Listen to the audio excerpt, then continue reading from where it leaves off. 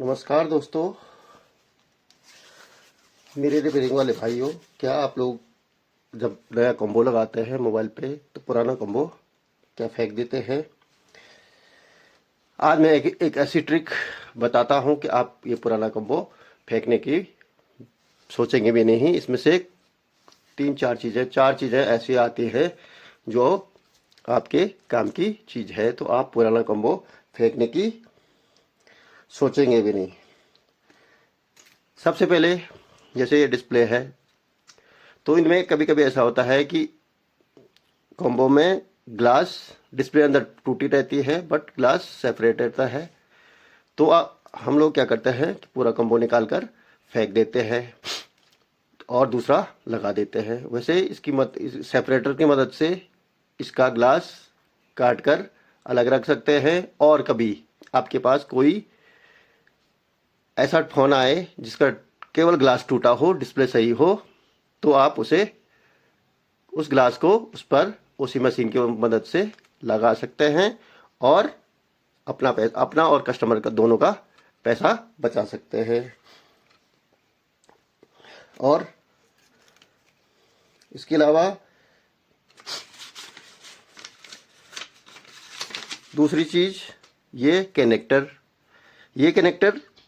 कैसे निकालते हैं वो भी मैं आपको बता दूंगा। और ये कनेक्टर जैसे कभी कोई डैमेज या वाटर डैमेज फ़ोन आता है, उसका केवल कनेक्टर ही ख़राब हो, तो आप उसे कनेक्टर सेम कॉम्बो का टूटा हुआ कॉम्बो का सेम वो कनेक्टर आप निकाल सकते हैं और ये रिप्लेस कर सकते हैं। इसके लिए लगाने के लिए आपको इसके नीचे आयरन, कम हीट पर इसके नीचे एक आयरन रख देनी है और इस पर पेस्ट लगा देना है और ये धीरे धीरे निकल जाएगा। और इस पर डायरेक्ट हॉट गन नहीं मार सकते क्योंकि हॉट गन से ये गल जाएगा और दूसरा खराब हो जाएगा। तो इससे सिर्फ आयरन पर रखकर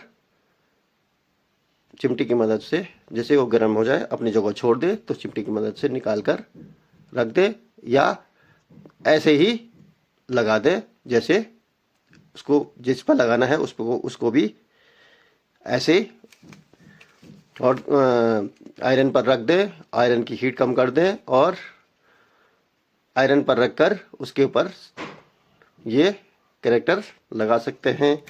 और तीसरी चीज़, इसमें से कभी कभी ऐसा होता है कि ग्लू जाने से या पानी जाने से फोल्डर की लाइट कम हो जाती है या लाइट ही ख़राब होती है, बाकी कुछ ख़राब नहीं होता है। तो हम उसके लिए इसमें से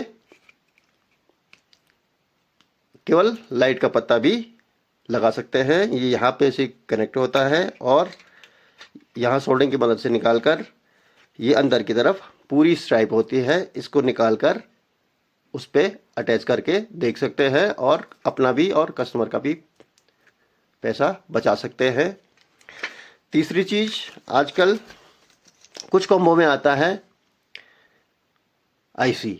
तो ये आईसी देखनी है कि ये ग्राफिक के लिए भी होती हैं और टच के लिए भी होती है। जैसे कभी कभी ऐसा फ़ोन हमारे पास आता है कि जिसका केवल टच काम नहीं कर रही है, डिस्प्ले काम कर रही है, तो सबसे पहले हम उसको फोल्डर को खोलकर, कॉम्बो को खोलकर उस पर देखेंगे कि कहीं टच का कुछ इश्यू तो नहीं है और आईसी निकाल कर, जैसे टूटे हुए पुराने ओरिजिनल या मोस्टली ओरिजिनल में या कुछ फ़ोनों में आती हैं, ये सभी में नहीं आती हैं, तो ये आईसी निकाल कर उस पर लगाकर टच की बचत भी कर सकते हैं और कम पैसों में आप कस्टमर को फ़ायदा पहुंचा सकते हैं।